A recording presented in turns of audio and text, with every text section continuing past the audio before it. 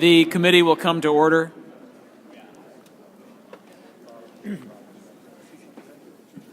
Good morning. As we discussed last week at our hearing, the President's health care law has drastically changed the definition of full-time work. As a result, millions of Americans are having their hours and wages cut as employers are forced to deal with the additional costs imposed by the law. The President says that he wants to work with Congress to combat income inequality, increase wages, and have equal pay for men and women. Yet it is the President's massive health care law that's making these problems worse by changing the definition of full-time work to 30 hours per week. A recent Hoover Institution study found that 2.6 million Americans making under $30,000 a year are most at risk of having their hours and wages cut as a result of the 30-hour rule. Of that, over 60% are women, and 90% do not have a college degree. As one economist noted last week, by disproportionately reducing women's work hours, health reform may have the unintended consequence of increasing the gap between men's and women's wages and salaries. Even a former member of President Obama's Council of Economic Advisors testified that employers can reduce wages to offset at least some of the increased health insurance costs that they face as a result of the employer responsibility provisions. Do workers really want reduced wages to pay for Obamacare's mandates? Simply put, Obamacare is putting full-time work and the potential to earn more wages out of the reach of millions of Americans already struggling in these tough economic times. Though the 30-hour rule doesn't even go into effect until the end of this year, it's already inflicting pain on small businesses, restaurants, retailers, school districts, community colleges, and their employees. In my home state of Michigan alone, there are already reports of towns and municipalities like Dearborn and Portage cutting hours back to below 28 per week. School districts such as Meridian Public Schools cutting back hours for support staff, and universities cutting back adjunct professors and students' work-study hours. America's workers deserve better. When tens of millions of Americans are unemployed, we must take every opportunity to help employers create jobs, increase wages for workers, and offer more full-time positions. Today we'll do just that by considering Representative Todd Young's legislation, the Save American Workers Act. This legislation restores a common understanding in America, spanning over half a century, of what constitutes full-time work. In other words, it restores a basic American value. Additionally, we will consider legislation to protect volunteer firefighters and emergency responders from the burdens of the employer mandate. The tradition of volunteer firefighting dates back to colonial times, and all Americans appreciate and honor the dedication and sacrifice of our volunteer emergency responders. Today, we rely on over 780,000 volunteer firefighters across the country to protect our communities, which represents 72% of all firefighters. Together, they serve in 20,000 all volunteer fire departments and 5,000 combination career volunteer fire departments. The complexity and sweeping nature of Obamacare has alarmed the country's firefighting and emergency responder community because it could result in small towns and local fire districts counting their volunteers as full-time employees and sweep them under the costly provisions of the employer mandate. And while the administration has published a blog post promising to fix the problem, Congress has a responsibility to make it crystal clear in statute that our first responders will have the certainty and peace of mind that they will not be subjected to this burden. We've all heard stories from our constituents who are having their hours and wages cut, who are not sure if they can continue to pay for their mortgages, groceries, or college tuition, and just a fair shot at the American dream. These two provisions are prime examples of the failed policies arising from the health care law. Today we have an opportunity to use some common sense and repeal these policies. I hope the two bills we consider today will receive strong bipartisan support. I will now yield to Mr. Young so that he can make a few comments about his legislation. Thank you, Mr. Chairman. Late last spring, Hoosiers began to witness a strange phenomenon.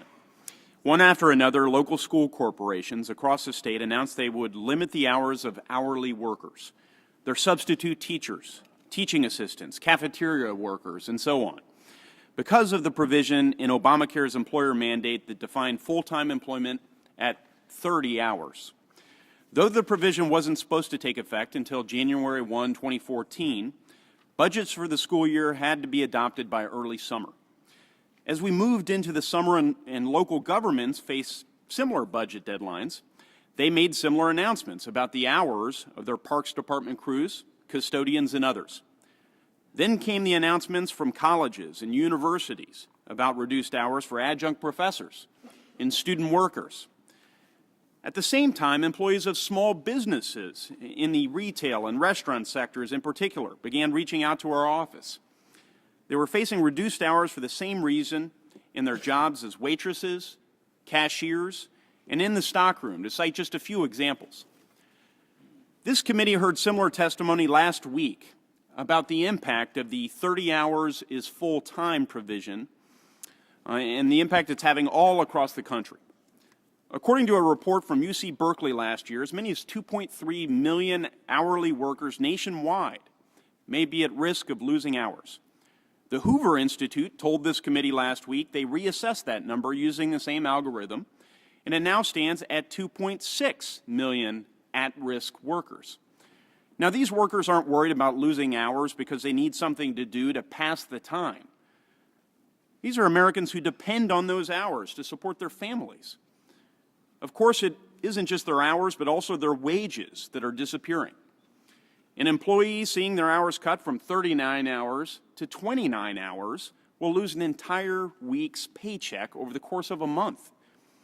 An employee going from 35 hours to 29 hours is essentially receiving a 17% pay cut, courtesy of Obamacare. In delaying the employer mandate via blog post last July, President Obama delayed some of the pain it was creating. But the new class of employees, dubbed the Obamacare 29ers, continues to grow.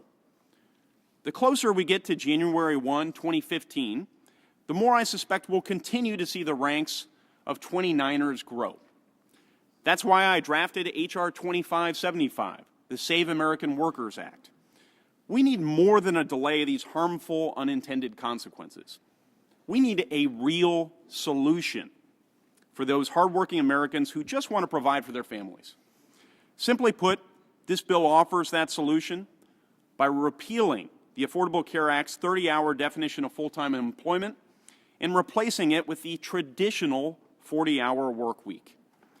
This would restore the hours and, more importantly, protect the wages of Americans who need them most.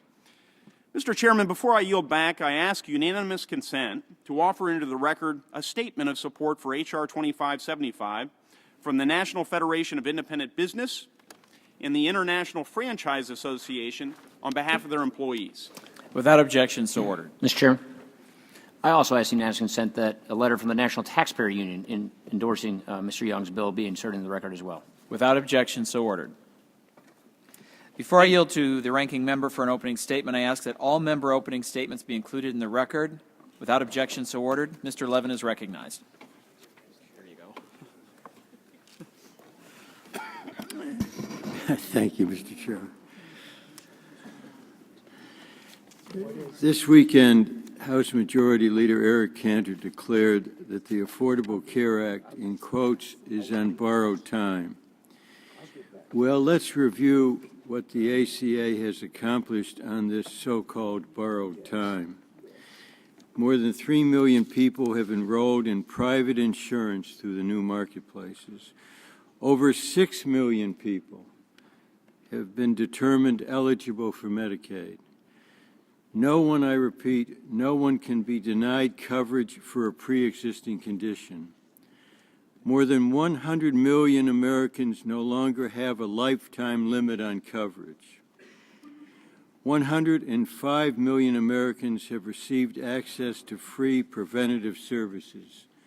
6 million young adults have been able to get health insurance through their parents' plans. Over 7 million senior citizens have received more than $8.3 billion on prescription drugs. There have been 130,000 fewer hospital readmissions, meaning not just health care savings, but better patient experiences because they are now not back in the hospital. There's a saying about beating a dead horse. In this instance, the Republican majority is beating a very live horse. The Affordable Care Act is serving millions of our constituents, with more enrolling every day. and politically motivated Republican efforts to repeatedly attack and repeal ACA are only serving to mislead. Take, for example, the story told in the House Republican response to the State of the Union. It is clear from all of the news reports that the individual from Washington State could have received a much cheaper and more comprehensive insurance policy through the new marketplace than the one used to declare the ACA a failure. Regrettably, rather than working to achieve success, it is clear with every new bill, the Republicans simply prefer its failure. Today's effort is just the latest salvo. The bill being considered today, which redefines the work week, would be a tremendous step backward for millions of hardworking Americans. Even without that employer mandate in effect yet, the vast majority of employers today offer coverage to their workers. Why? Because providing employee coverage is good for business.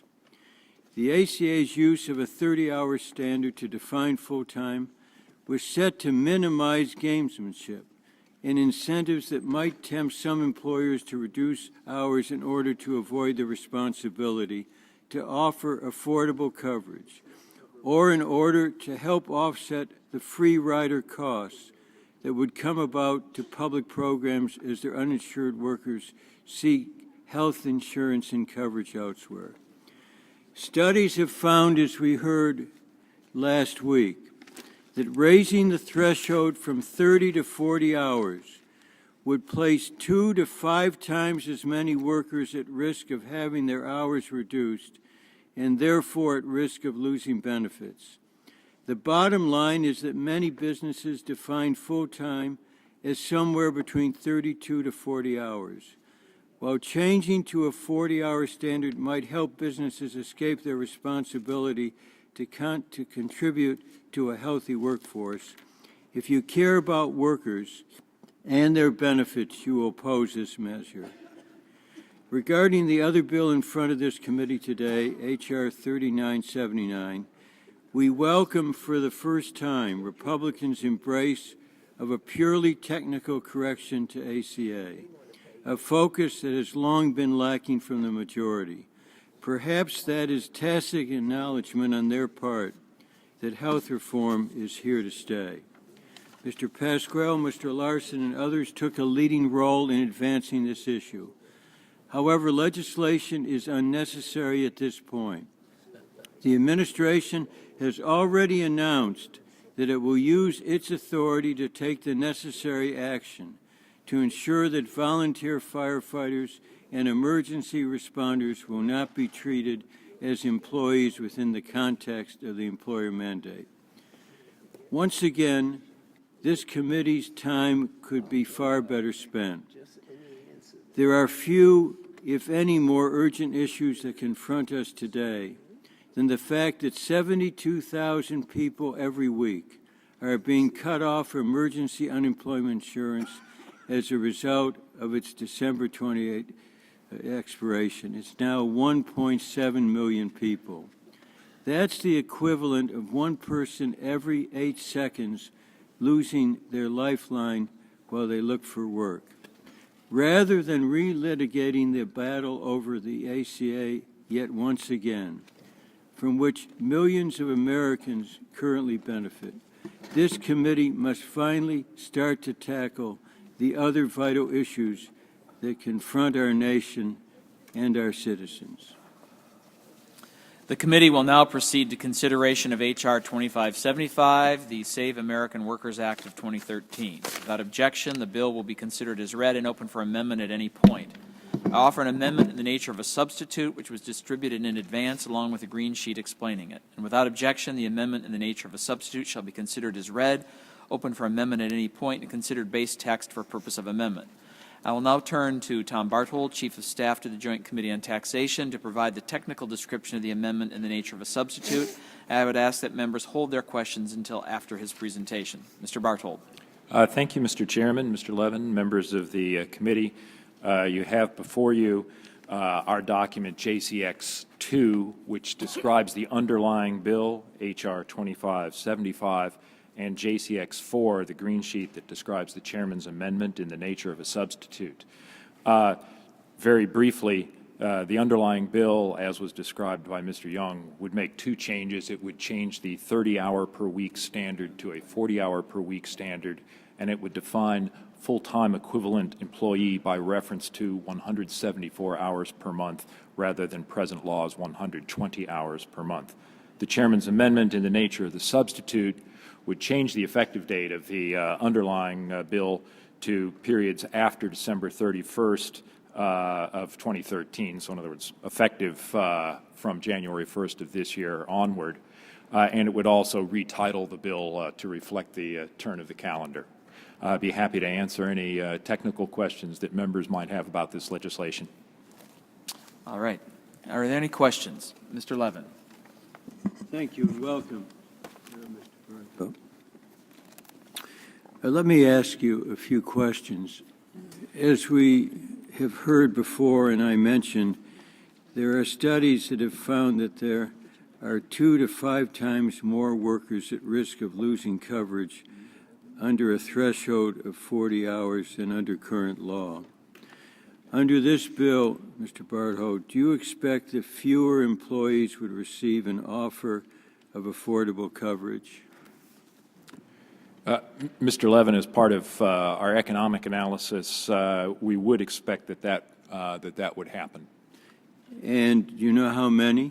We've not had an opportunity to complete that analysis. My colleagues working in jointly with analysts at the Congressional Budget Office are working on that analysis, and we'll be providing it to the committee as part of the revenue estimate process. And when do you think that might occur? As soon as we can, but I don't have a date for you right now. It's actually a very complicated modeling issue. Was this requested by the majority earlier? The chairman's staff said that when they said that there'd be a markup, I said, well, I guess we need to estimate this legislation then. So yes, an estimate has been made. But again, it's not a simple process, Mr. Levin. It involves trying to analyze what changes there might be in employer coverage, how those changes might affect the number of individuals who are eligible for either Medicaid or for the exchange credit subsidies under the established exchanges. Also, the change in measuring the definition of full-time equivalent means sort of a reassessment of the number of employers that might be potentially affected. Actually, let me ask another question to be clear about your answer, which I think was very clear. So will some of the people whose hours or benefits are cut as a result of changing to the higher standard become or remain uninsured? Well, that's part of the analysis that we're trying to undertake. As I just noted, it'll change the number of individuals available for coverage under Medicaid and the number of individuals who would be could get eligible for coverage through the exchanges. And so we haven't completed that analysis yet. So some of the people, as a result of the legislation, would become uninsured. Well, your initial question, as I understood it, and what I had thought I had answered, Mr. Levin, was would the change essentially enable some employers who, under present law, would offer certain employees employer-based coverage now not have the obligation under the employer mandate to do that and perhaps change their mind in terms of what the type of compensation that they offer employees? And my answer to that was yes, we would expect that factor that that some employers would now choose not to cover their employees. And so some of those employees might become eligible for Medicaid or Yes, sir. Or Or they might through be- the exchanges? They might be able to acquire coverage through the exchanges. And- Some could also end up, as you were suggesting, uninsured. And that's part of the analysis that my colleagues and our colleagues at the Congressional Budget Office are undertaking. And that would result in higher federal spending? Through the Medicaid program, there could be higher outlays if some of these individuals are eligible for the subsidies through the exchanges. That would result in revenue loss to the federal government. And that's what you're... There are offsetting factors, and we've not worked out the net effects yet, sir. And that's what you're working on? That's what we're working on, Mr. Levin. Thank you. All right, Mr. Brady is recognized. Mr. Chairman, thank you. I'd like unanimous consent to introduce two letters, one from the Small Business Coalition for Affordable Health Care, urging this committee to adopt this bill. And it's from a letter from bakers to builders to local hotels and service station dealers talking about the impact of the 30-hour work rule, and as well as the National Restaurant Association, which strongly urges us to Mr. pass Chairman, this do we- legislation. Without objection, so ordered. Mr. Chairman, do we have copies of those letters? We'll be We'll glad to make them provide. available. They're going to be a formal part of the record. Mr. Barthold, clearly we're hearing from across the country that it is so critical that we preserve full-time jobs in America and that we end this war on our workers. And we heard in a hearing last week from a number of small businesses, including community colleges. So as you look at the section of the Affordable Care Act defining 30 hours as a threshold, what responses does JCT anticipate that local employers will take? For example, community colleges like Ivy Tech have said they'll cut back the hours of adjunct professors to keep them below the 30-hour definition of full-time. Does JCT view that business decision as consistent with the potential responses you would expect to see from our employers? The shorter answer is yes. We consider that part of present law baseline activity, and it was considered in analyzing the underlying legislation for what baseline practice will be, and then it's a similar sort of analysis in terms of trying to analyze the changes of this proposed legislation. And as you look at this 30-hour rule, will some local employers cut back the wages of employees to adjust the total compensation package to accommodate the new mandate? Our basic economic analysis, sir, is that we look at total compensation, and total compensation can have cash wages, other benefits, health care as a non-cash benefit. So if the employer is making trade-offs, providing more health care, we'd expect changes in other forms of compensation. So they're going to adjust the total package.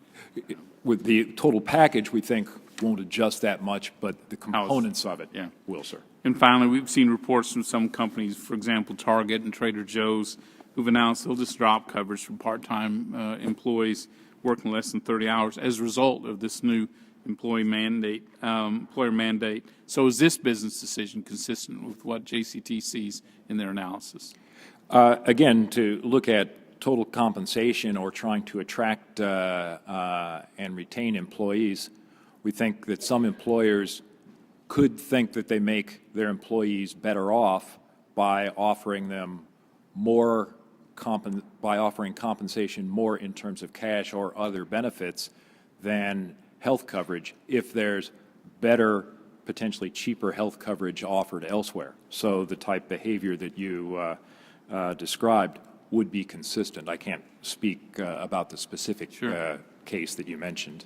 Mr. Chairman, we're hearing from not just small businesses around the country, but from our labor union leaders that this is real, that this will destroy the 40-hour work week. It is critical we move now on this legislation. Thank you. Thank you. Mr. Rangel is recognized. Thank you, Mr. Chairman. Mr. Barthold, when did you first know that this bill would require you to get some type of estimate as to the cost of it or the increased cost of it? Mr. Rangel, I'm sorry, I don't remember the exact date that. How long has it been that you've been working on this? Because Oh, the we reason just- for my question is we that just you began- don't seem to have any estimates for this. We just began last week, Mr. Rangel. That's the question I was asking. Okay. I didn't have the particular date. I don't recall whether. I don't mean the exact date, but the fact is that we're rushing in for this markup, and I assume you told the majority that you didn't have time to give us an estimate on what the fiscal results would be. Is that correct? I've told staffers from both sides of the aisle that it's a complex analysis and that we were going to need more time. I mean, we always we strive to provide members with timely information, and I apologize that we were not able to do so. So what you're doing is giving your general concept that less people would be covered if this bill becomes law. Less people would be covered under the Affordable Care Act. Did you say that? No, I said we actually hadn't made final determination. What I'd said is that we would expect that some employers would not provide employer-based coverage, but that's not the total coverage story because of the provision for coverage through Medicaid and through purchase under the exchanges. So I don't Well, have did you that not result. say that some of these people would remain uninsured? Mr. Levin had suggested that that might be the case, and I said, absent the final analysis, that is a possibility, but we've not completed the So you're saying it's analysis. possible that people would remain uninsured?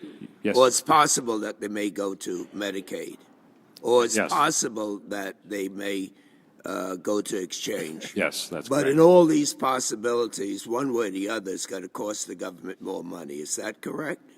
There are some offsetting effects, Mr. Rangel, as I was just explaining. When we think of some of the analysis from the employer and the employee's side of what's their total compensation, if you're not receiving employer-based health insurance but receiving a larger cash wage, then that means higher taxable, potentially higher taxable income, which would be an offsetting factor.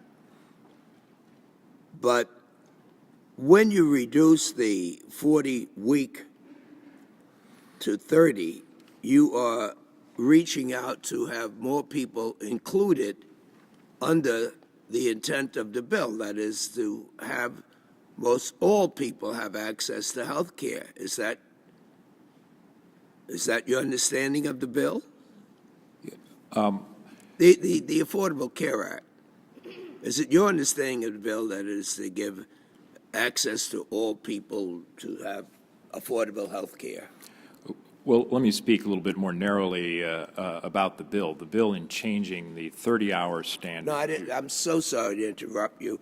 I'm just talking. Do you have any idea what the Affordable Care Bill, what the intent is that it's supposed to? Do you believe it's supposed to broaden access to affordable health care?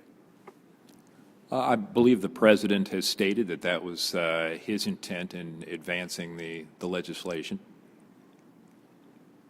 And do you believe that this supports the president's intent to advance this legislation? I don't really have an opinion on that, sir. I'm just trying to describe what the legislation does and how we think some of the economics of it will work. I want to thank you, Mr. Barthold. All right. Mr. Barthold, just for clarification, when you mentioned that there were some offsetting effects in response to Mr. Rangel, what you're referring to is their wages actually would go up, right? That I said wages can increase. Again, Yeah. total compensation package, the wage piece. All right. Mr. Ryan's recognized. All right. Mr. Reichert.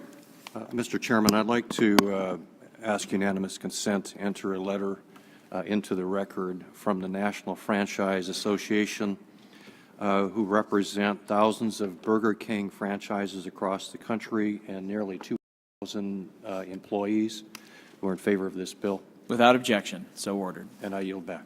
All right. Mr. McDermott. Good morning, Tom. I always like to understand when we're passing a piece of legislation what it's going to do.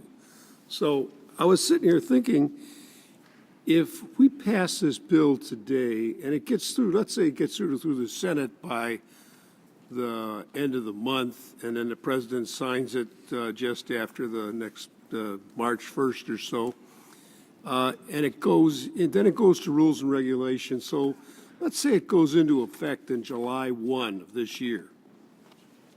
That would be the premise I'm operating off of. Now, if a company at that point decided to drop the employment or the work week for everybody in their company to 38 hours, they would no longer have a responsibility to offer. They could drop their coverage on their employees because they're not required by law if they're not full-time employees. Is that correct?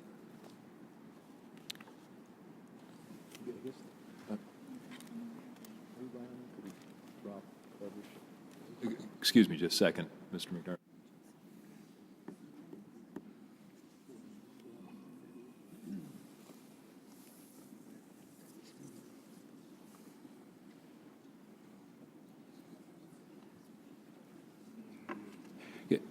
The basic point is there is no mandate in effect this year. The 2014 calendar year is important because that defines the employer size for purpose of who's covered under the employer mandate.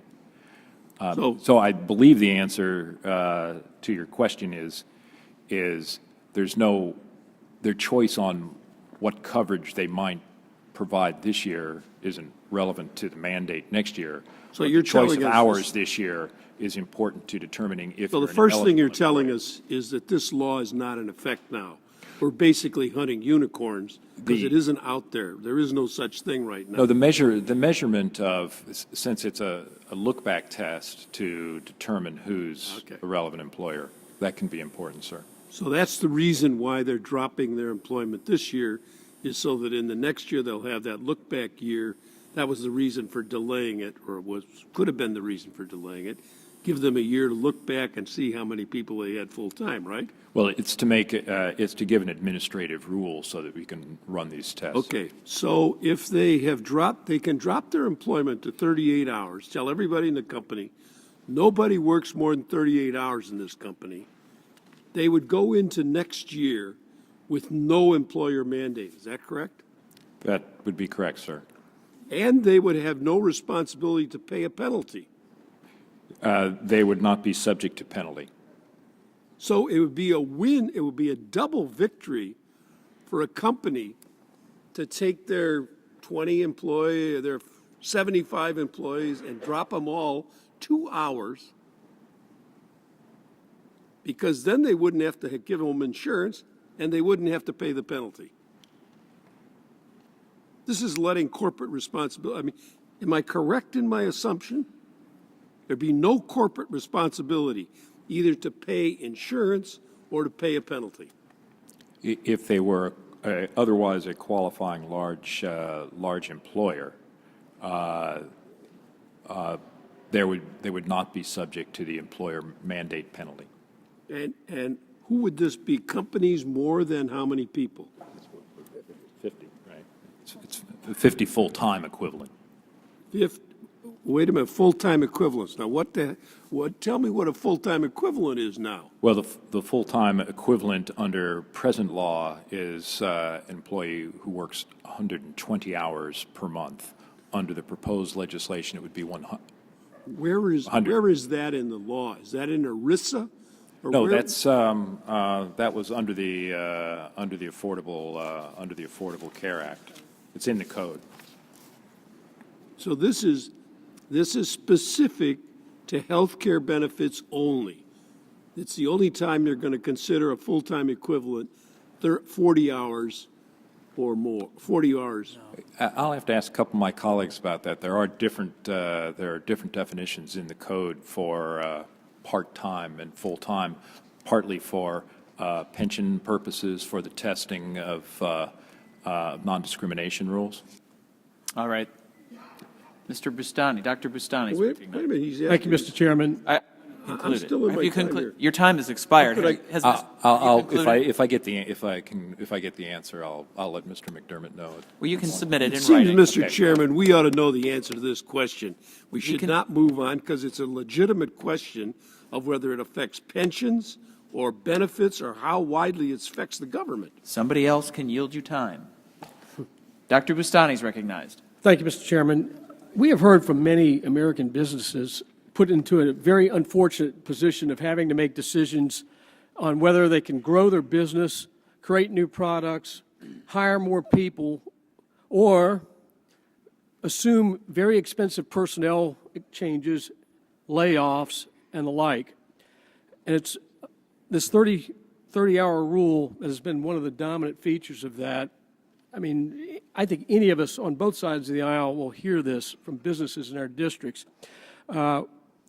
So I think returning to the 40-hour definition would be the right way to go to take some of the pressure off these businesses so that they can hire, create value, create jobs. Anyway, Mr. Chairman, I have a letter from the U.S. Chamber of Commerce that I would like to enter into the record. Without objection, so ordered. And I yield back the balance of my time. All right. Mr. Lewis, do you want to seek recognition? I'm going down the line. Do you want to seek recognition? Yes, Mr. Chairman. Okay. Mr. Lewis is recognized. But thank you, Mr. Chairman. I'd just like to know from you, what is the rush to mark this piece of legislation up? We don't have any estimates. And when would it come to the floor? Well, there's no requirement that we have an estimate in committee. We certainly will have an estimate before we get to the floor. This is an issue that has received a great deal of attention nationwide. We have had a public hearing on it, and it's time to move forward on it. Mr. Chairman, I'd like to yield time to Mr. McDermott. All right? Thank you, Mr. Lewis. Mr. Berthel, did you talk with your staff about what the technicalities are? Because I have the feeling we're doing the law of unintended consequences. We're going to pass something here that we think does one thing, but I suspect it does 4 or 5 other things because of other parts of the law. Well, to answer the question that I asked if my colleagues could check for me, we don't believe that there is a specific 4-hour test under the code or ERISA in the pension and benefits area. So, but you are saying that if the law passed and it's implemented, a company could drop all its employees to 38 hours by definition. You could actually increase their pay to cover what loss of pay there'd be in the 2 hours. And still, they were working 38 hours. They'd be let go at 3 o'clock on Friday instead of 5 o'clock. And they would, at that point, the company would have no responsibility for health care and no responsibility for paying a penalty if they had more than 50 employees. That's correct, but I probably should.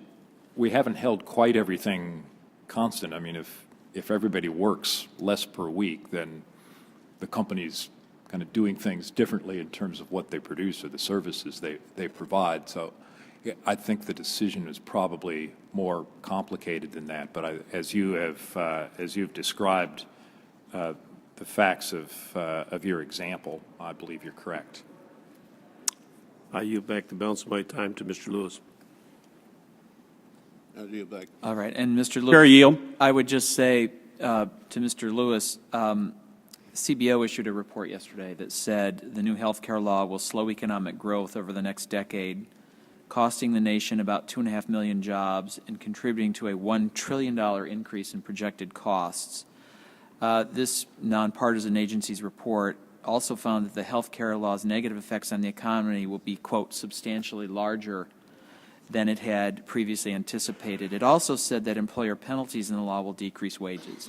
So these are all parts of the reasons, not to mention, as I said, that this has received a tremendous amount of attention nationwide in terms of the 30-hour week. We've all heard from our constituents who have either had school districts, universities, or employers announce they're reducing employees' hours. But for these other reasons, I think it's important to address it now.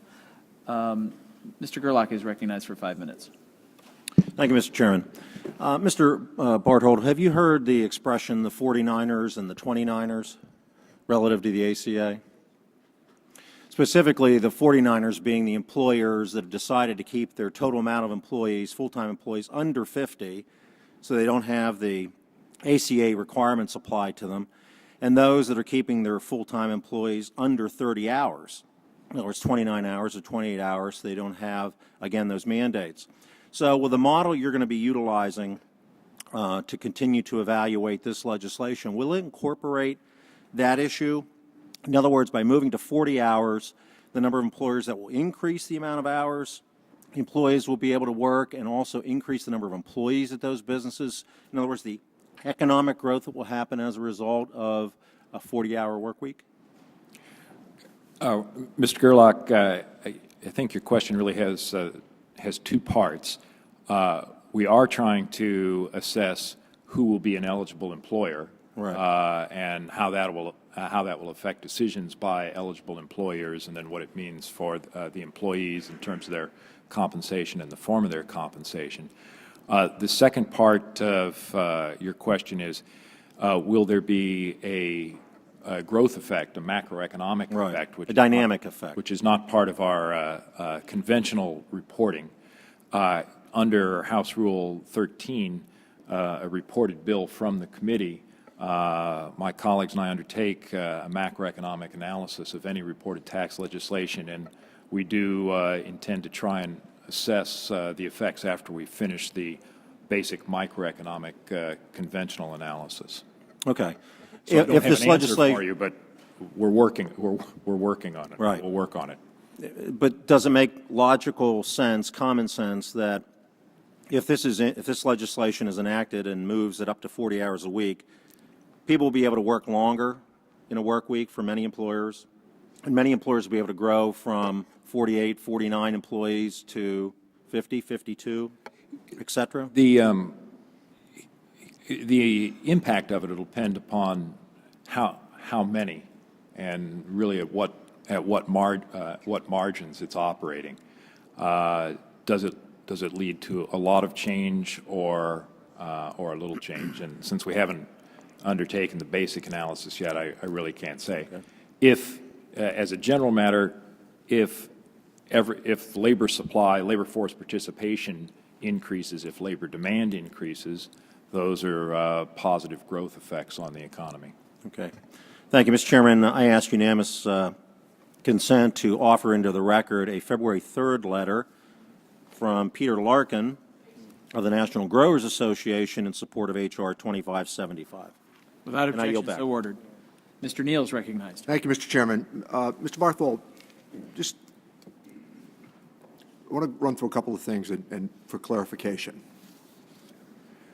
It became popular in some places in the 70s and the 80s for police to move to what was known as a 4-and-2 schedule. This is a takeoff on Mr. McDermott's question of equivalency.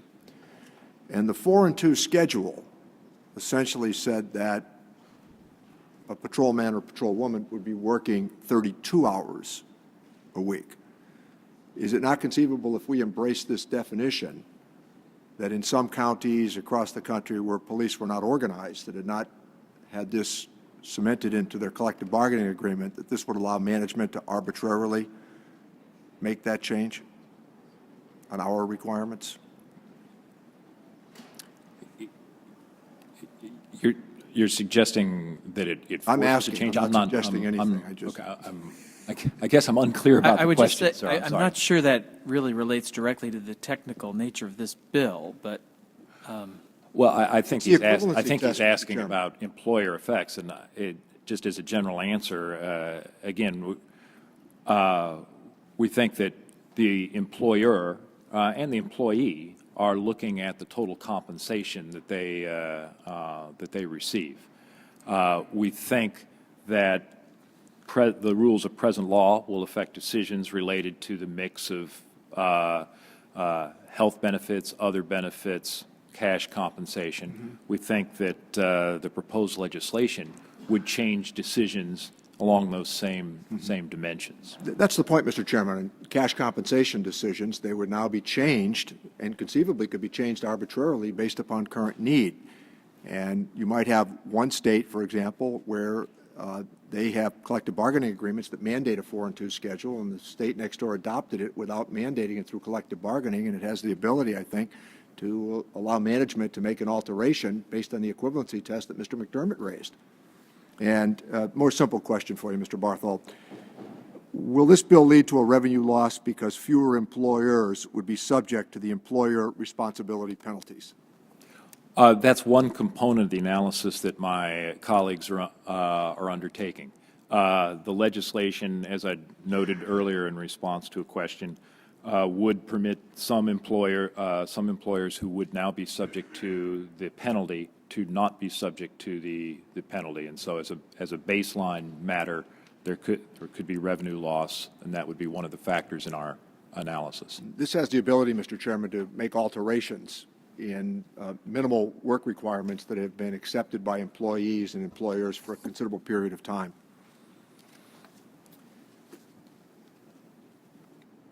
Any questions? Mr. Young, any questions? Yeah, Mr. Chairman, I ask for unanimous consent since the law of unintended consequences was invoked by one of my esteemed colleagues to include in the record an editorial from my local newspaper, the Herald Times.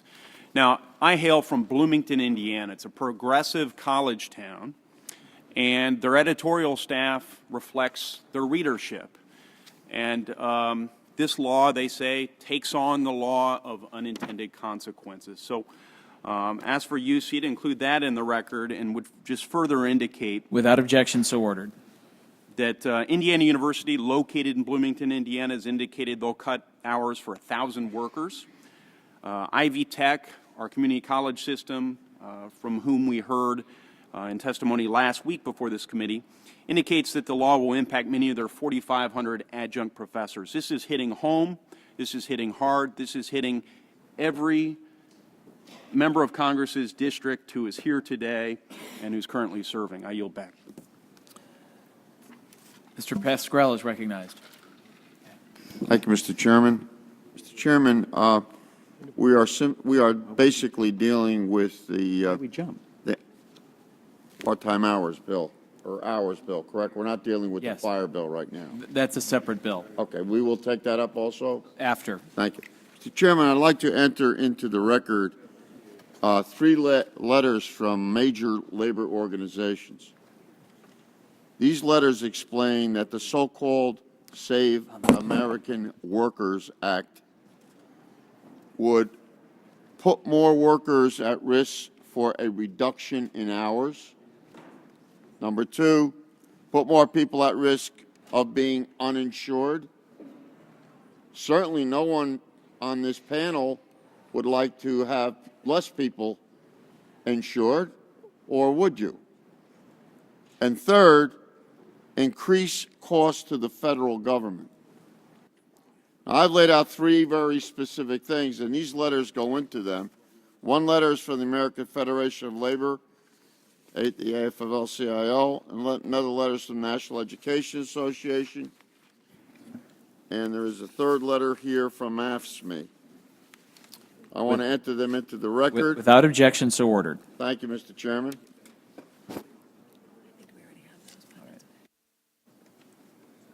All right. Mr. Roscom is recognized. Thank you, Mr. Chairman. I ask unanimous consent to insert into the record a letter of February 4th from the Employers for Flexibility in Healthcare Coalition. Without objection, so ordered. Mr. Chairman, could I just make one other quick point? You know, all of this debate and back and forth, it's part of the situation that's lost on the argument is, you know, under current law before the ACA, there was no employer mandate, and 159 million Americans got health coverage through a remarkable system that needed tweaks and needed changes. But this notion that somehow the only motivation for employers to offer health coverage is a mandate from the federal government, I think is completely upside down. I yield back. Mr. Becerra is recognized. Thank you, Mr. Chairman. Mr. Bartol, thank you very much for being with us, and thank you again for being our expert on tax policy. Understand from your remarks earlier that you're still analyzing this measure. Unfortunately, every member on this panel doesn't have the luxury to wait for your full analysis because we're going to be expected to vote on this today. So let me make sure I understand something. Can you tell us today how much this bill will cost taxpayers? No, sir. I apologize, but we have not completed our analysis. Can you tell us today how much it will increase federal spending? That will be included in outlay analysis will be included in the analysis that we will provide. But again, I apologize. We have not completed that analysis. So you can't tell us how much it will cost taxpayers as of today, and you can't today tell us how much it will increase federal spending today. That's correct, Mr. Becerra. Okay. Can you tell us how many Americans will lose wages because of this bill, because employers will reduce their 40-hour work week for their employees to fall under the 40-hour work week? Again, the analysis tries to look at what happens to total compensation, changes in Medicaid, changes in people covered under the exchange, changes in uninsured, and we will, as rapidly as we can, we will try to provide that. We will provide that analysis, but I do not have it available today. I apologize, sir. Okay, so to speak sure, my question was, can you tell us today how many Americans will lose their wages because of this bill? The answer is no. I cannot tell you today. Can you tell us today how many Americans will lose health care coverage because of this bill, because it will allow some employers to escape having to provide insurance, or because these individuals will not qualify otherwise? No, sir, I do not have that analysis complete today, sir. So I appreciate your honesty there, because we're being asked to vote on a bill that will impact American workers' wages, American workers' health benefits, how much taxpayers have to spend or provide in their taxes so that the federal government can operate, how much the federal government will spend at a time when we're so concerned about deficits. But you can't give us those answers because you haven't had the time to complete your analysis yet. In this committee, we're going to vote on this bill. We're essentially voting in the blind. And we hope you finish your analysis soon. But if you don't get it done and this bill goes to the floor, we will again be asked to vote in the blind and perhaps cost Americans who work wages, cost American taxpayers more taxes, cost Americans who have health insurance their current coverage. And I think that it's not quite clear why we're doing this today. The other bill that will be before us makes some sense because it's essentially ratifying what the administration says it will do to try to make a correction in the Affordable Care Act. But this bill, we're essentially flying in the blind and being asked to sort of wave a wand and believe that things will go well with this. I'm not sure if that's the way the American people would expect us to do our work. Mr. Bartold, do you have a sense of when you will have an opportunity to finish your analysis? I don't want to hazard a date, sir, where my colleagues on staff and our colleagues at the Congressional Budget Office are working diligently. Yeah. But we hope you are able to continue to work, because before we have to ask the remainder of our colleagues to vote in the blind, I think everyone will want to know how much this bill increases taxes on Americans, how much this bill will cost Americans some of their wages that they would have earned, how much this bill will cost Americans their health care coverage. And we'd like to have all those answers before we take any final vote on this. But I appreciate your work that you've done. Thank you and all your staff and at the CBO for the work that they're doing, and we hope that you're able to get us some answers. Mr. Becerra, will you yield for? I will yield. Mr. Bartold, I don't think you need to apologize. You're working as quickly as you can. You, as soon as you were asked, began to work. Did you not? Mr. Levin, I think I do need to apologize because our staff takes pride in trying to always provide the members with information when they need it, as rapidly as they need it, as well as possible, and we were not able to do that today. Mr. Bartold, I do apologize for that. Mr. Bartold, I think it's not your fault. Yeah, I mean, Mr. Bartold, I think each and every one of us knows that you have always worked diligently, and your staff has as well. And so I think my questions go to the point that we're rushing this bill, not that you and your staff have not been able to do your work. You have always done your work, and you've done it in a complimentary way. Mr. Chairman, I would like to enter the record with unanimous consent this letter from Consumers Union strongly urging Congress to vote against this bill. Without objection, so ordered. I would just note to the committee that the SGR bill, which received bipartisan support in this committee, did not have a score when it was considered by the committee. So this is something the committee has done in the past under both Republican and Democrat majorities. That was a bipartisan bill, Mr. Chairman.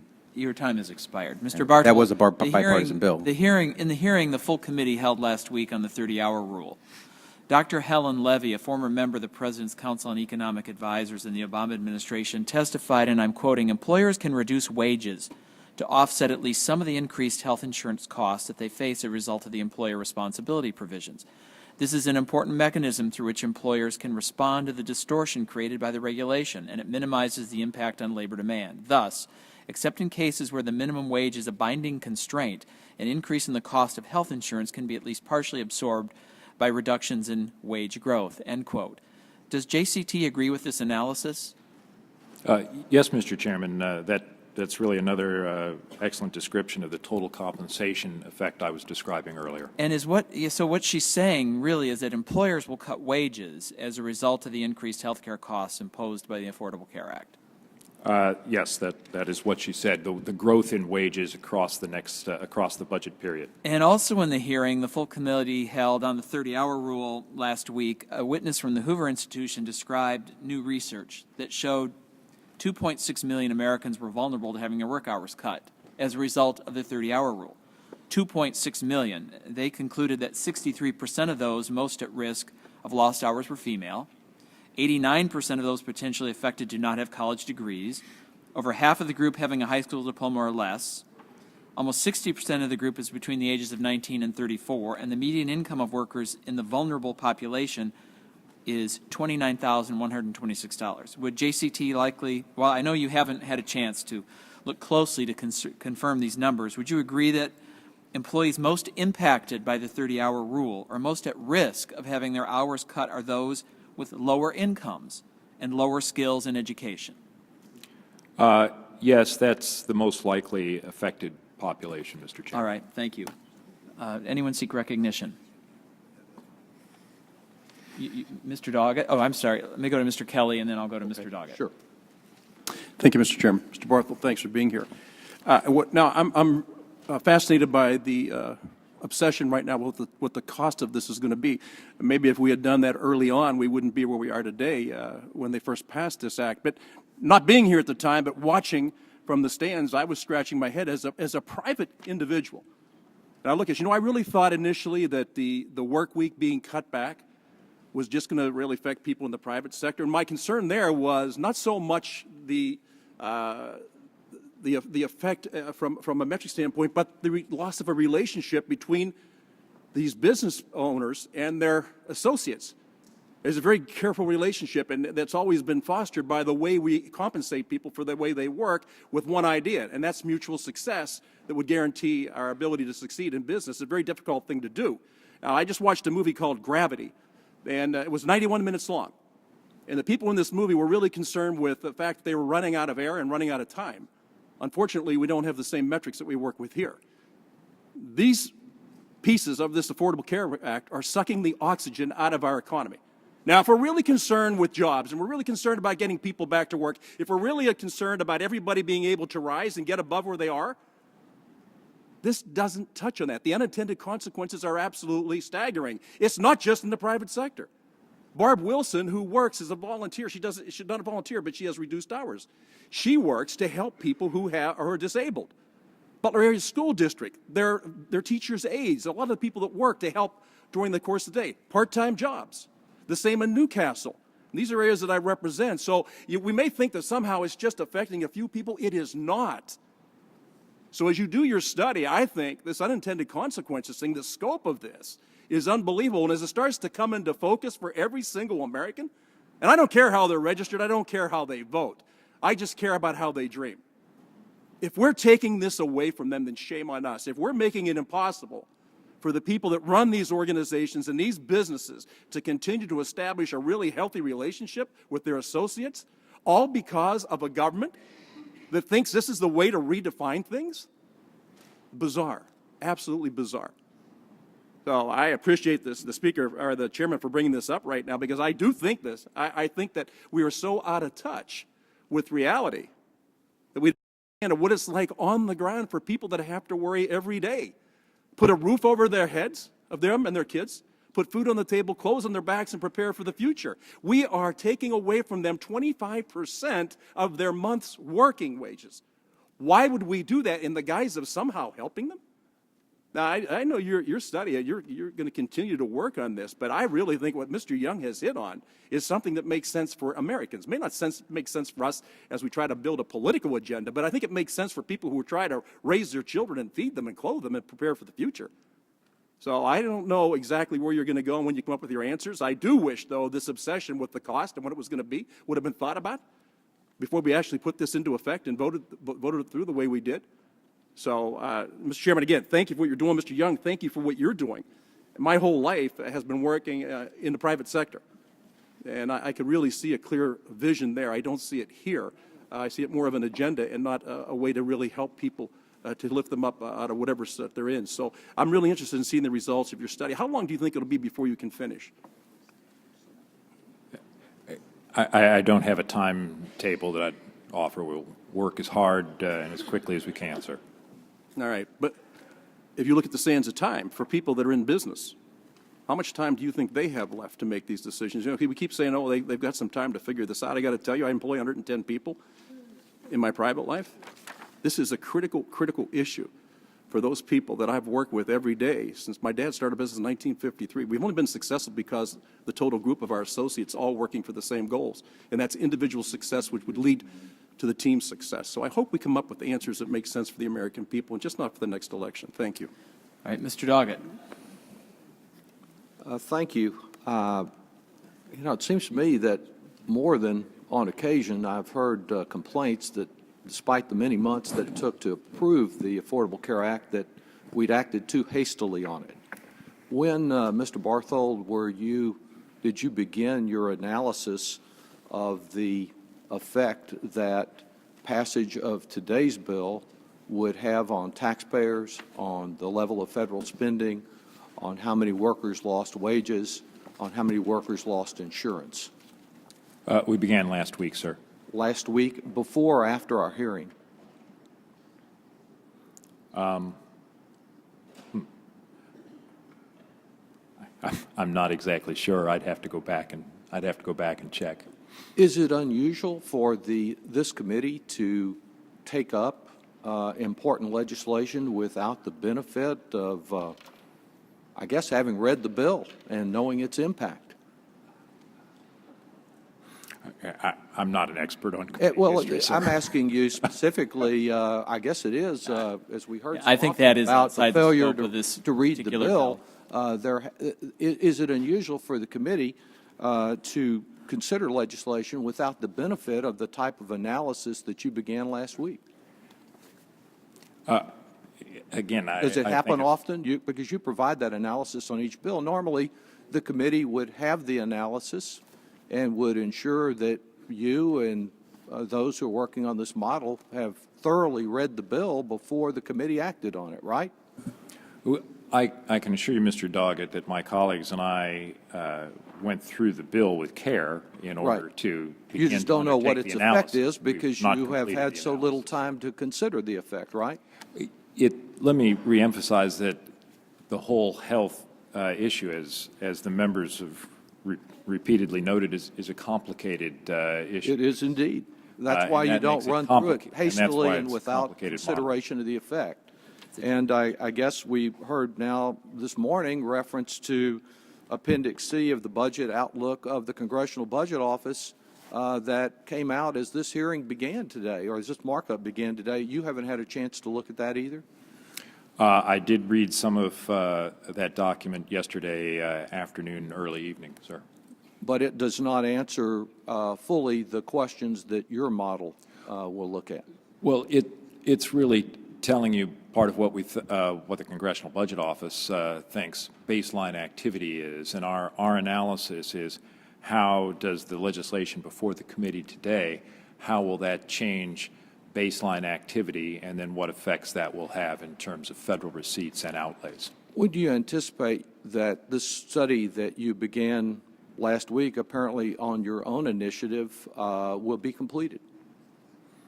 I don't have a timetable, sir. We're working on it. I mean, we're talking about days or weeks or months? Yeah, I can rule out months, and I think we can have it in the days to week. In other words, I'm hoping. If this committee waited a few more days during the month of February, you would anticipate we could make an informed decision rather than just a decision based on something less than facts about the effect on taxpayers, on government spending, on workers losing wages, and on workers losing insurance. We can make an informed decision with the benefit of those who fully read the bill. You think we could have that information within the month? We're going to Again, the purpose of this is to ask about technical details of the bill. Yes. Now, it's a two-page bill. I know the member questioned whether members had had a chance to read the bill, but it's 2 pages. Well, thank you, Mr. Chairman. I could count those pages. It's just the effect of those pages that I was concerned about, and your eagerness to get this bill approved before we know what the impact is on taxpayers, on federal spending, on workers, and how many of them will lose wages, on workers, and how many of them will lose insurance. And it would appear that there's an eagerness to mangle the Affordable Care Act without regard to those considerations and without giving sufficient time to do that. If the gentleman and his staff can have their report to answer those questions within a few days or at least by the end of the month, I can't imagine what good reason there could be for us acting before we know what it costs and what impact it will have on the workforce. That's Would the gentleman yield? I yield. Mr. Chairman, it is very Time has important expired. to establish the question here. Have people read the bill? It's 2 pages. Mr. You can read it Chairman, now. It's apparent, based upon the questions that have been raised here, that a lot of people haven't read the bill. I think it's pretty evident they have read the bill, and I'm going to assume that members have read the bill. Mr. Teaberry is recognized. That's a broad assumption. Thank you, Mr. Chairman. I was going to actually pull out the 2-page bill. But, you know, Mr. Chairman, to quote a famous Californian, maybe we should pass the bill so they could figure out what's in it. We had a 3,000-page bill, Mr. Barthold, that you helped provide us information for that we weren't able to read. At that time, if you can think back, were there any concerns to what Mr. Gerlach talked about at the time? Because we didn't debate that issue. The I believe, unintended consequences of creating these 29ers. Did you guys look at that at all? You're talking about in the consideration of the 2010 legislation? Yes, 2009. In the consideration of the 2010 legislation, a lot of modeling effort went in. We provided, the Congressional Budget Office provided discussion of a lot of the issues that they were looking at. And so there was consideration of what employers would be qualifying employers subject to the mandate, what part of the workforce would not be subject to that, what sort of the workforce is full-time, part-time. I don't remember any analysis that you provided to the committee, though, regarding these 29ers that are being created. Well, the committee had no formal meetings on that issue, is my recollection. I mean, can you say that again? In my recollection, I don't think the committee had any formal meetings addressing that aspect of the legislation. I don't know if you saw the hearing last week. There were a number of instances brought up, and I've had a slew come to my office. Since the hearing, I had a gentleman, a small retailer, ask if I would participate, and he would organize it in a small round table. And among the round table participants would be people, mostly employers who are experiencing problems with the ACA, including this provision that we're talking about today. and also a lady that he knows who is a 29er. She has seen, in reality, her hours go from over 35 hours a week down to under 30 hours a week. And what she's had to do is get another job to supplement that.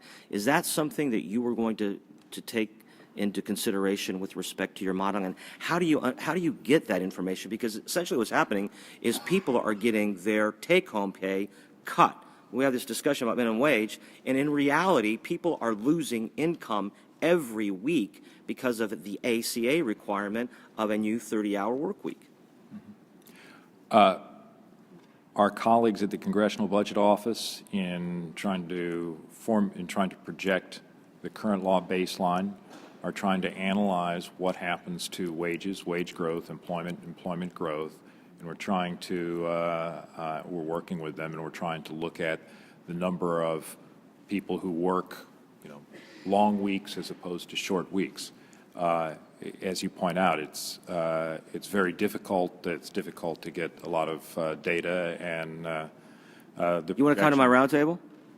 You can get data at my roundtable, because apparently these guys are going to flood me with data on the reality of what's happening on the ground, even though some of my colleagues think that this is some sort of make-up believe thing. And these are people whose lives are being impacted in a negative way. And I'm not saying it was intended. I think it's an unintended consequence of a law that people thought was good, but the reality on the ground is bad. Mr. Teaberry, my colleagues and I are always happy to receive data and get a better understanding of how our tax laws are working on the field. So we'd be happy to receive any information that your constituents might like to provide to us. Thank you. Mr. Chairman, if I can ask unanimous consent to submit for the record a letter from the Retail Industry Leaders Association regarding their concern about the current law impacted by the 30-hour workweek definition and their support for the change that we're providing today. All right, without objection, so ordered. Thank you. Yield back. Mr. Larson. Thank you, Mr. Chairman. Mr. Chairman, I have something in the way of a statement more than a question. And earlier this year, I think this committee distinguished itself under your leadership and that of Mr. Levin when we got together as it related to tax reform and broke up into specific groups to deal with the issue of tax reform. And there's broad agreement in these areas, and I commend you and Mr. Levin for taking that on. We all know, because we're all sensitive to polling data, that Congress currently has a rating with the public of about 9%.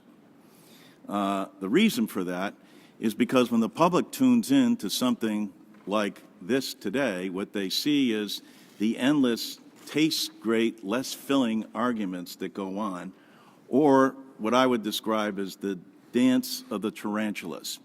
However well-intended both sides are, this is what continues to dominate our focus in the United States Congress.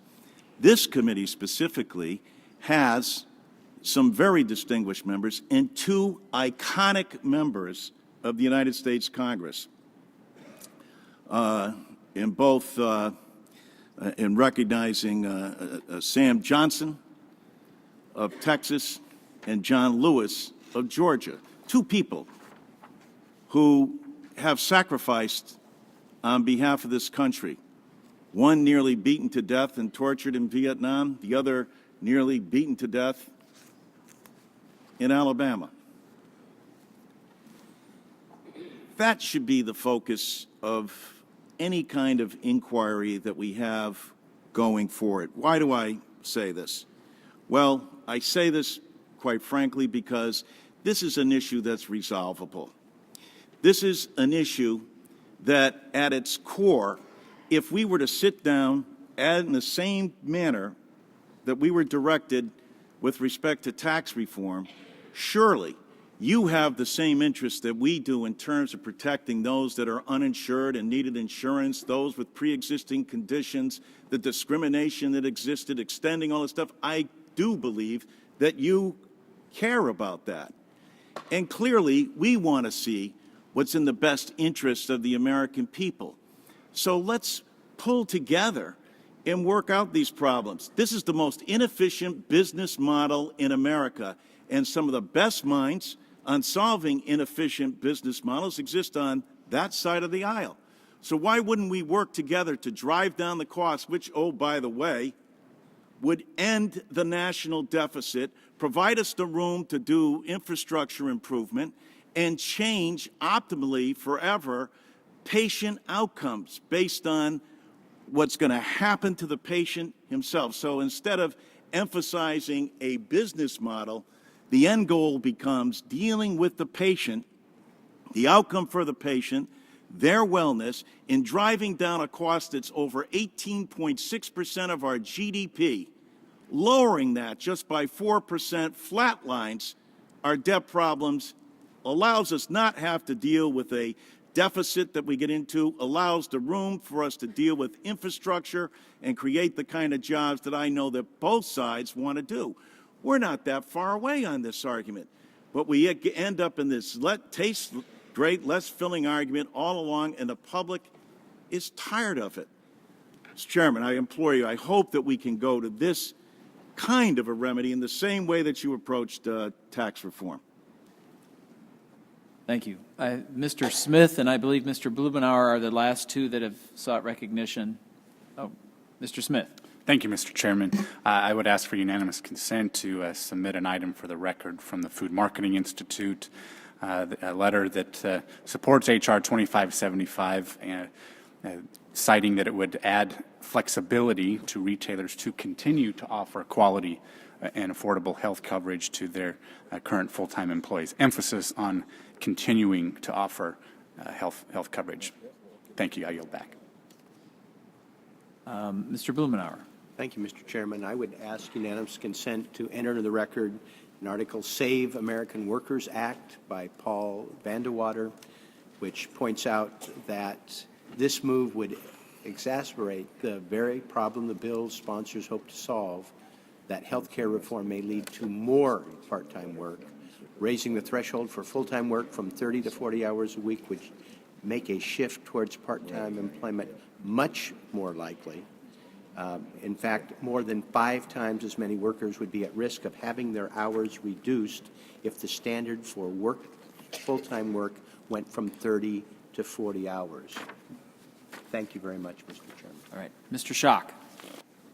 Thank you, Mr. Chairman. I, too, find it a bit ironic, my friends on the other side who found a newfound diligence in their desire to have analyses and time to read bills and lots of committee hearings before they vote on things, or they will be, quote, voting in the blind. I was here when the 2,000 to 3,000 page bill was voted on prior to any hearings, prior to being able to read it myself. And the solution that's being offered up today to one of the problems that we've identified in the law is a 2-page solution. And we've had more than enough time just in this committee meeting alone for any member on the committee that wants to read the bill and understand what's in it. The President himself, the State of the Union, said he's not interested in a full repeal, won't consider a full repeal, but as he said, quote, if you have ideas to improve my bill, we absolutely want to consider them.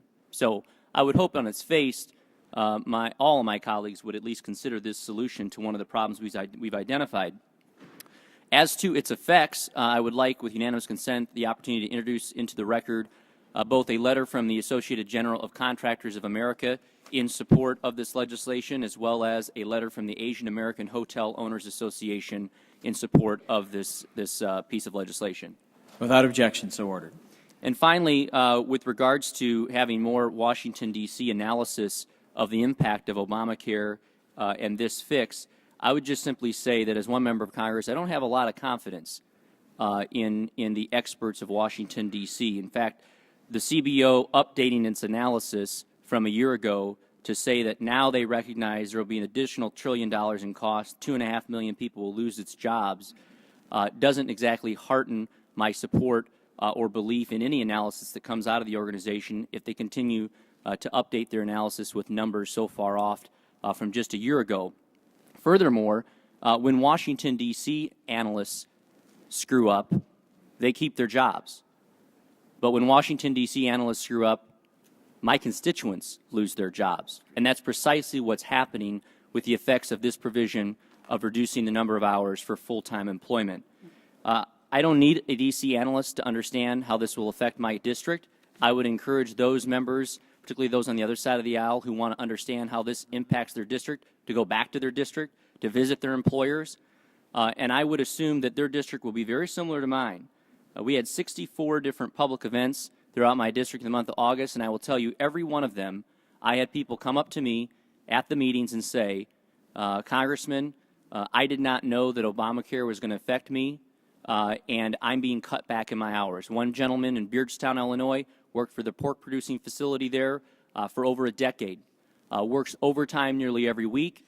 His wife gets insurance. He doesn't need insurance, but he said because he's an hourly worker, the company has decided to cut back all hourly workers to 29 hours. And he said in desperation, Congressman, you've got to do something. This is going to affect my ability to put food on the table. It's going to affect my ability to put my kids to college.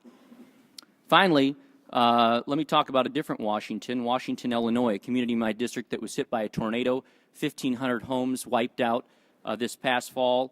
And I held a community Thanksgiving luncheon where we fed 1,500 people who lost their homes. One individual in this community, Josh Polson, who said I could use his name, came up and said he currently works 40 hours a week, being cut back to 28 hours. And he said, you know, our community's been wiped out, our homes are gone, and the last thing I thought would happen is that I was going to get cut back at work. I show up on time, I'm a hard worker, I do what my employer wants, and I'm being cut back from 40 hours to 28 hours. And his quote to me was, why does the president think this is better for the economy? It's not better for Mr. Polson and his family. This is a solution to one of the problems that we've now realized was in the law after reading it and after it's been implemented. We don't need an analysis to understand what this provision is doing to American employers and, most importantly, America's workers. We can see it on the ground in our district. And as for this member of Congress, I will tell you, I want to thank Mr. Young for offering this thoughtful piece of legislation because I know it not only helps his district, it helps my district and the hardworking taxpayers that live in it. I yield back. All right. Thank you. Mr. Davis and then Dr. Price. Thank you very much, Mr. Chairman. Mr. Barthold, are you aware of or have you seen any analyzed or analytical data that would suggest that the average hourly work week is increasing rather than decreasing, or decreasing rather than increasing? The long-term trend in U.S. employment has been toward smaller work weeks, Mr. Davis. And so then a smaller work week, in all likelihood, is going to ultimately occur anyway, no matter what we do or what we decide. I mean, that appears to be the trend. Let me ask you another question. We continuously hear about the number of businesses and employers who are looking for ways to not have to provide health insurance coverage for their employees. Do we have any data that would show the breakout between those who are trying to reduce the opportunity for their employees and those who are not? I mean, I hear about those who are going to cut back, but I'm not hearing as much about those businesses and employers who recognize that, yes, my employees need to have coverage, and I'm willing to help pay for it. I mean, that seems to be the differential. Any data? I don't know about data on the very specific point that you just noted, but another long-term trend in compensation has been an increasing trend toward non-cash compensation in a number of different forms, sir. Thank you very much, Mr. Chairman. I have no further questions. Thank you. Dr. Price is recognized. Thank you, Mr. Chairman, and I want to commend the chairman for holding this markup, and also Mr. Young for offering this piece of legislation. There's this notion that my friends on the other side seem to be putting forward that we're dealing with the contrast of the ideal of the Affordable Care Act. And the fact of the matter is that, as Mr. Schock so eloquently just said moments ago, what the Affordable Care Act is doing in real fundamental ways is harming Americans. Not just their health care. As a physician, I can attest to that, but their economic vitality, the ability of them to care for their family and themselves. The objections we hear from the other side, from our friends on the other side, are we're voting in the blind, we don't know what's in it, there are unintended consequences, we haven't been able to have a chance to read the bill. Look, this is just amusing given the history of the Affordable Care Act. In fact, that's what I thought they were talking about. I thought we were revisiting 2010. Read the bill, they say. Well, here's the bill. It's 2 pages. In fact, the consequential portion of it are 14 lines. 14 lines. And for the Americans who haven't found the television station they actually want to watch and are watching this, here are the consequential words. The term full-time employee means, with respect to any month, an employee who is employed on average at least 40 hours of service per week. They're out there slapping their head saying, I thought that's what full-time work was. 40 hours a week. A couple questions, Mr. Barthold, because you've been asked some questions by folks on the other side to make some conclusions. If I were to say to you that millions of Americans have lost their health care because of the Affordable Care Act, would you have any information that could be able to refute that? I don't have any information related to that. If I were to say to you that millions of Americans have had their work hours decreased because of the Affordable Care Act, would you have any information that would refute that? I can't answer that question. If I were to tell you that millions of Americans have either lost or are going to lose their jobs, as corroborated by the CBO recently, 2 million Americans are going to lose their job because of the ACA, would you be able to refute that? I haven't completed reading the CBO analysis of the baseline, sir. So no information. So let me tell you what it means to the 6th District of Georgia, the district that I represent. We've been taking kind of an unofficial tally of workers' hours that have been reduced. There's one car dealership in my district who had 168 full-time employees until the law was passed. Now they have 2. 2 full-time employees. Everybody else's hours reduced from 40 hours to 28 hours so that they didn't have to comply with the Affordable Care Act. These are folks that were being provided health coverage, but because of the stipulations of the Affordable Care Act, they've reduced the number of full-time workers there from 168 to 2. There are thousands, our unofficial tally, in just my district alone, thousands of individuals who've had their work hours decreased from full-time, 40 hours or more, to less than 30 hours because of the law, harming real Americans. So again, Mr. Chairman, I just want to commend Mr. Young and you all for bringing this forward. I think it's a wise piece of legislation and look forward to supporting it and urge my colleagues to do as well. All right, thank you. Without objection, I would submit a list of 60 groups and organizations that are supporting H.R. 2575, including the National Roofing Contractors Association, National Restaurant Association, National Association of Home Builders. Are there any amendments to the amendment in the nature of a substitute? If there are no amendments, I will now recognize Mr. Johnson for the purpose of offering a motion. You don't want to vote? Okay. Thank you, Mr. Chairman. I move the committee favorably report H.R. 2575 as amended to the House of Representatives. The question is on favorably reporting the bill. All those in favor signify by saying aye. Aye.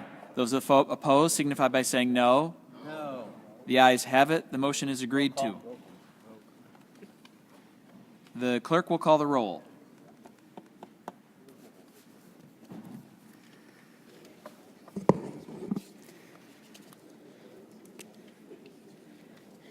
Mr. Johnson? Aye. Mr. Johnson, aye. Mr. Brady? Aye. Mr. Brady, aye. Mr. Ryan? Aye. Mr. Ryan, aye. Mr. Nunez? Mr. Nunez, aye. Mr. Teaberry? Mr. Teaberry, aye. Mr. Reichert? Mr. Reichert, aye. Mr. Bustani? Mr. Bustani, aye. Mr. Roscom? Mr. Roscom, aye. Mr. Gerlach? Mr. Gerlach, aye. Mr. Price? Mr. Price, aye. Mr. Buchanan? Mr. Buchanan, aye. Mr. Smith? Mr. Smith, aye. Mr. Schock? Mr. Schock, aye. Ms. Jenkins? Ms. Jenkins, aye. Mr. Paulson? Mr. Aye. Mr. Marchant? Mr. Marchant, aye. Ms. Black? Ms. Black, aye. Mr. Reed? Mr. Reed, aye. Mr. Young? Mr. Young, aye. Mr. Kelly? Mr. Kelly, aye. Mr. Griffin? Mr. Renacci? Mr. Renacci, aye. Mr. Levin? Mr. Levin, no. Mr. Rangel? Mr. Rangel, no. Mr. McDermott? Mr. McDermott, no. Mr. Lewis? Mr. Lewis, no. Mr. Neal? Mr. Neal, no. Mr. Becerra? Mr. Doggett? Mr. Doggett, no. Mr. Thompson? Mr. Thompson, no. Mr. Larson? Mr. Larson, no. Mr. Blumenauer? Mr. Blumenauer, no. Mr. Kind? Mr. Kind, no. Mr. Pascrell? Mr. Pascrell, no. Mr. Crowley? Mr. Crowley, no. Ms. Schwartz? Mr. Davis? Mr. Davis, no. Ms. Sanchez? Ms. Sanchez, no.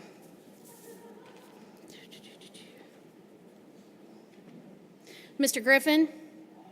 Mr. Griffin, aye. Mr. Becerra?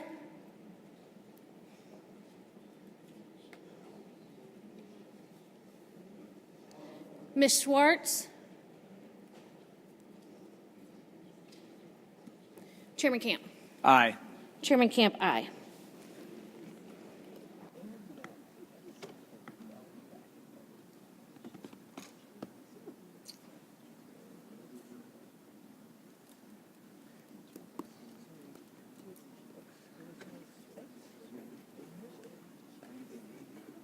The clerk will report the vote.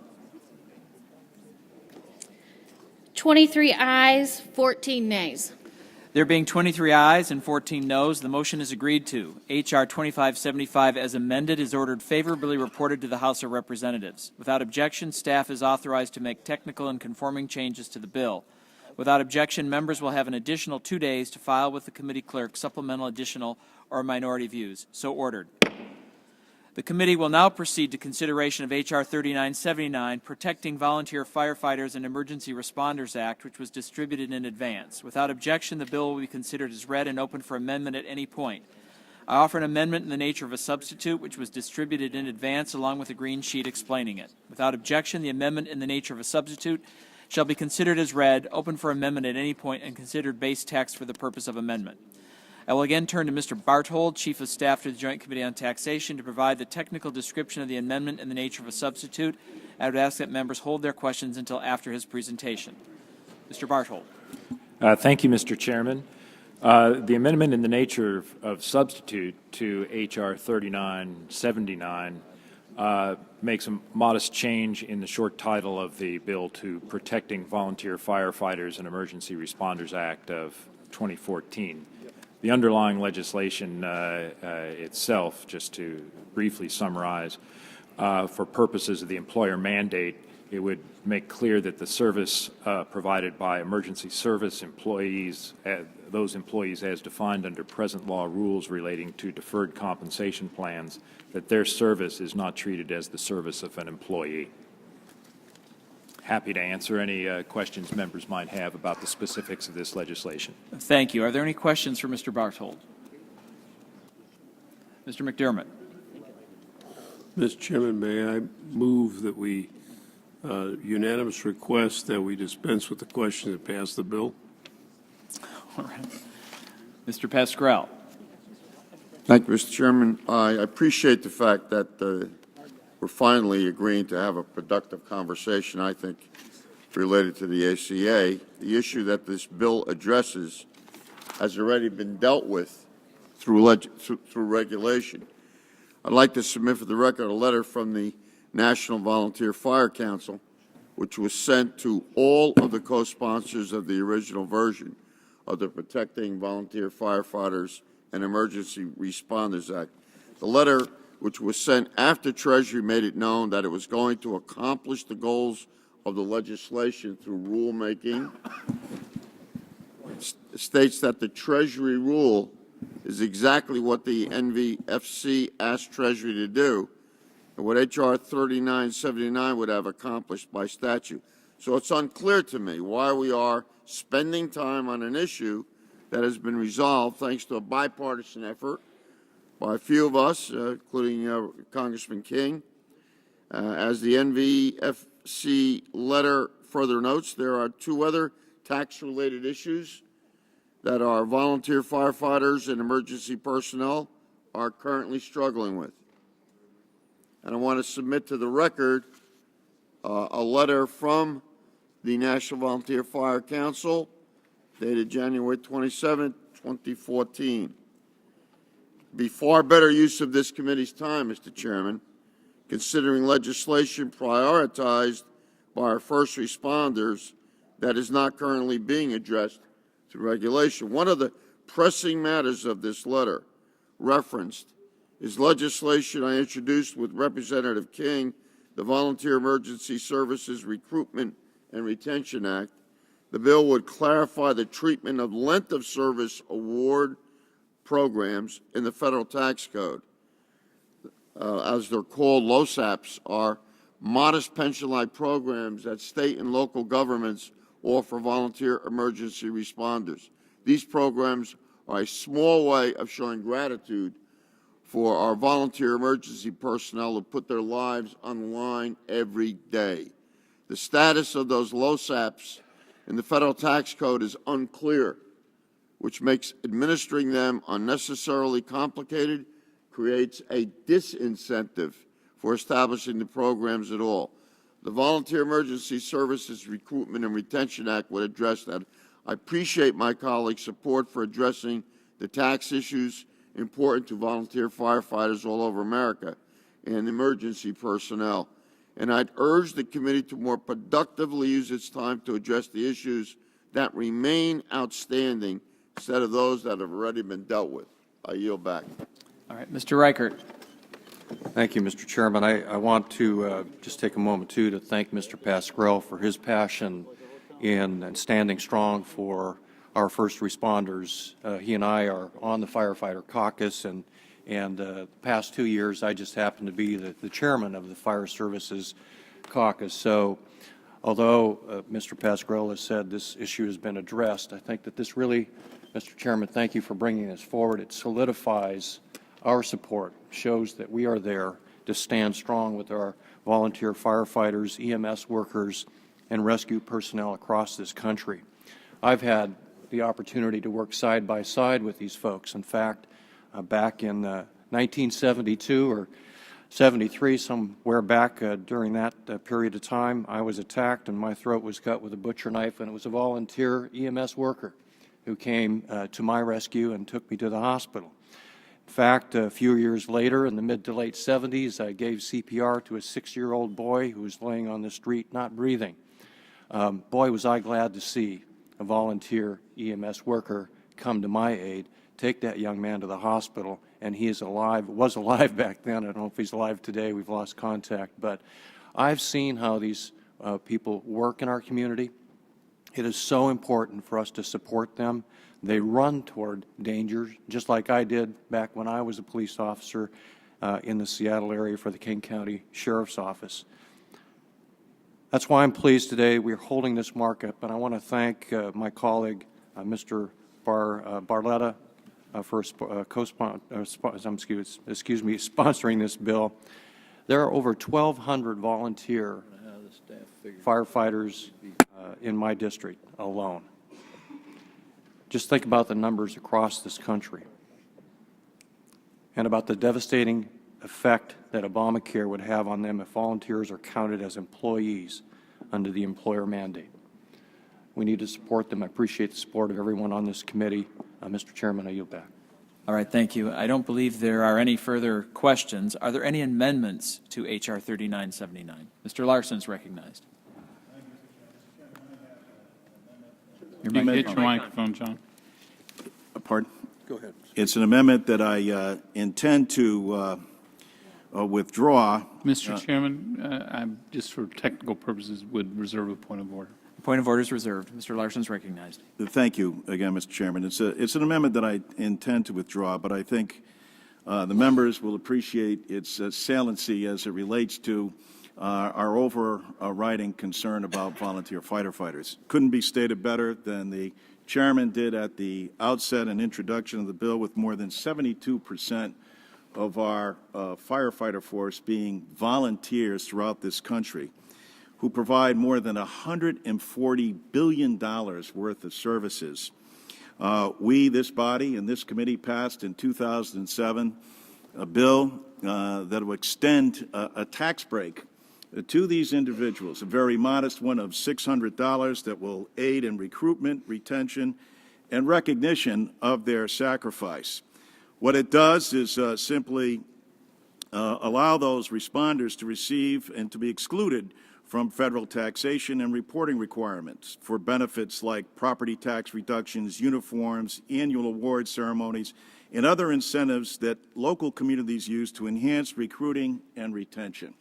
It's simple, it's straightforward. I recognize that it now might not be the appropriate means to bring it up, but because, for the record, in their letter commending Mr. Bartoletta's legislation, they point this out specifically. Mr. Chairman, it's my sincere hope that we can work with the committee on tax reform as we go through it. So many on this committee on both sides of the aisle, including Mr. Reichert, yourself, and others who have been supportive of this bill in the past, Mr. Blumenauer, Mr. Kine, Mr. Pasquale.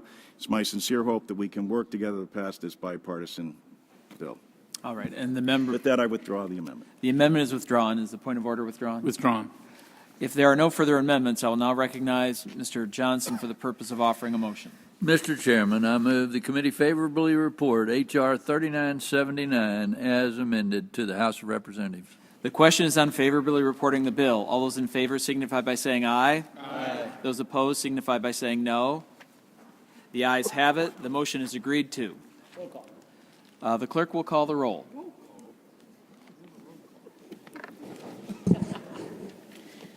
Mr. Johnson. Aye. Mr. Johnson, aye. Mr. Brady. Aye.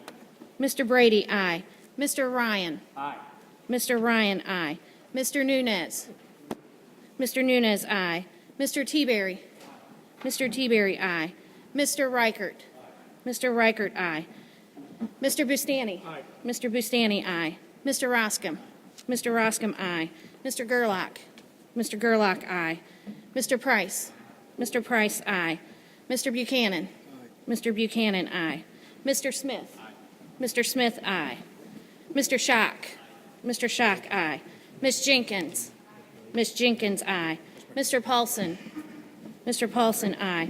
Mr. Marchant. She's doing great. Mr. Marchant, aye. Ms. Black. Ms. Black, aye. Mr. Reed. Mr. Reed, aye. Mr. Young. Mr. Young, aye. Mr. Kelly. Mr. Kelly, aye. Mr. Griffin. Mr. Griffin, aye. Mr. Renacci. Mr. Renacci, aye. Mr. Levin. Aye. Mr. Levin, aye. Mr. Rangel. Aye. Mr. Rangel, aye. Mr. McDermott. Mr. McDermott, aye. Mr. Lewis. Mr. Lewis, aye. Mr. Neal. Mr. Neal, aye. Mr. Becerra. Mr. Doggett. Mr. Doggett, aye. Mr. Thompson. Mr. Thompson, aye. Mr. Larson. Mr. Larson, aye. Mr. Blumenauer. Mr. Blumenauer, aye. Mr. Kind. Mr. Kind, aye. Mr. Pascrell. Mr. Pascrell, aye. Mr. Crowley. Mr. Crowley, aye. Ms. Schwartz. Mr. Davis. Mr. Davis, aye. Ms. Sanchez. Ms. Sanchez, aye. Mr. Becerra. Ms. Schwartz. Chairman Camp. Aye. Chairman Camp, aye.